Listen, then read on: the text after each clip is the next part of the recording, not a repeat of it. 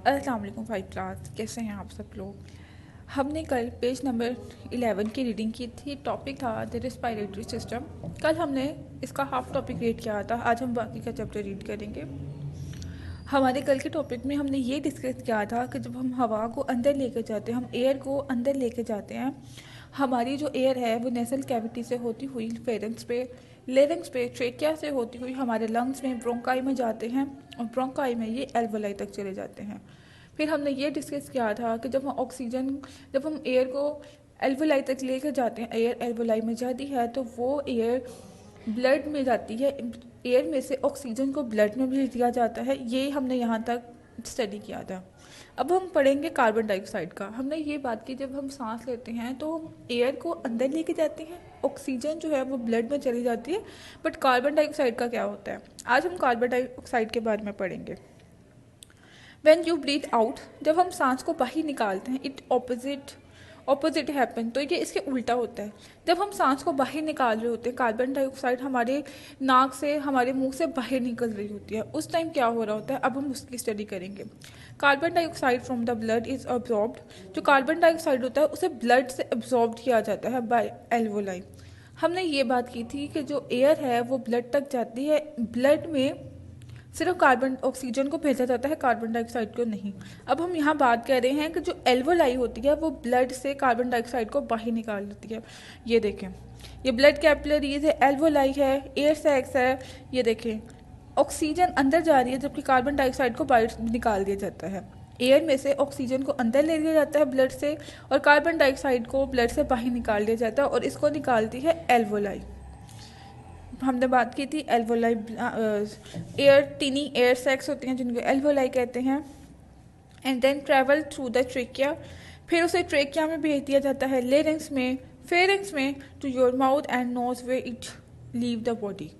अब हम यहाँ से स्टडी करते हैं। जब हम एयर को अंदर लेके आते हैं, हमारे लंग्स तक जाती है, एल्वोलाई तक जाती है। एल्वोलाई ये करती है, एयर में से ऑक्सीजन को लेकर ब्लड में भेज देती है, बट जो कार्बन डाइऑक्साइड होती है उसको ब्लड में जाने नहीं देती, उसको वापस भेजती है ट्रेकिया की तरफ।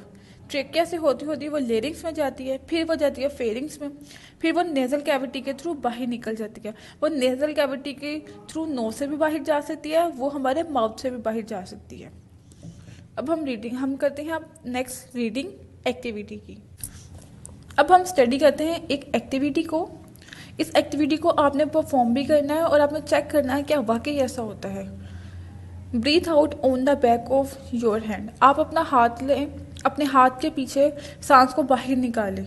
Do you notice anything about the temperature of your breathe, आप नोट करेंगे कि आपका टेम्परेचर कैसा है। जब आपने सांस को बाहर निकाला तो आपको क्या फील हुआ, आपको टेम्परेचर कैसा फील हुआ, आपको टेम्परेचर ठंडा फील हुआ या आपको गर्म फील हुआ। इट शुड बी वार्म, आपको जो टेम्परेचर फील होगा वो गर्म होगा। डू यू नो वाई, क्या आप जानते हैं कि ऐसा क्यों होता है। As the air travel from your lungs, जब एयर है वो बाहर आ रही होती है हमारे लंग्स से थ्रू ट्रेकिया, पहले वो ट्रेकिया में जाती है, फिर वो फेरेंक्स में जाती है। It pick up heat from inside our body, तो वो जब ट्रेकिया से और फेरेंक्स से बाहर आ रही होती है तो वो हमारी बॉडी की हीट को अपने साथ बाहर लेके आती है।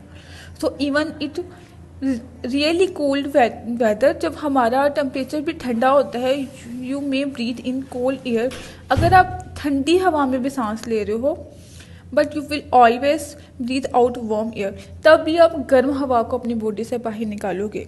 जो हवा हमारी बॉडी से बाहर निकल रही होती है वो एक्चुअली कार्बन डाइऑक्साइड होती है। आप सब जानते हैं, हम एयर को अंदर लेके जाते हैं, ऑक्सीजन हमारी बॉडी के अंदर जाती है, ऑक्सीजन को ब्लड में भेज दिया जाता है, जबकि कार्बन डाइऑक्साइड को एयर में से निकाल के हमारे ट्रेकिया से, फेरन से, फिर लेरेंस, थोड़ी पहले लेरेंस से, फिर फेरन से होते हुए हमारे नेजल कैविटी से बाहर निकाल दिया जाता है।